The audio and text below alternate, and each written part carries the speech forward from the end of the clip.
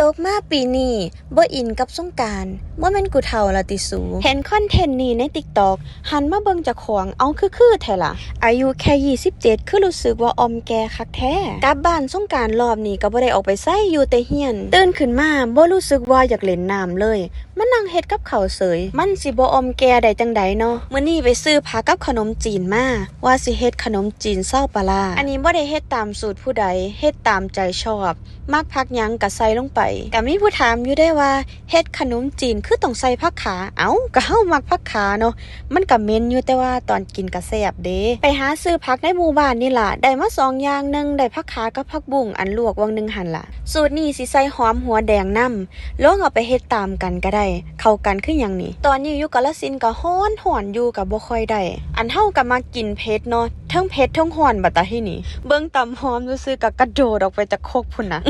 มันก็ฟงคักโพด2รอบพุ่นน่ะบัดตาที่นี่ก็ซีขนมจีนทีละติ้วลงแล้วก็ตามด้วยหอมหัวแดงอันหอมหัวแดงก็อยู่ไก่ตาอยู่เด้มันคือมาแสบอยู่ผีมือก็บ่ได้จับตาจักเทียเด้เบิ่งมื่นก็บ่ขึ้นบัดตาที่นี่แสบตาคักหลายผู้ทากินข้าวสิได้กินง่ายบ่บุผู้หน้าทางพุ่นเพิ่นเอิ้นถามหาแล้วสิ่งแล้วง่ายบ่ว่าซั่นจักสิแล้วยามใดเนาะเป็นคนเฮ็ดซ่าเฮาก็สิปรุงเครื่องตามใจชอบใส่บักพริกใส่ข้าวคั่ว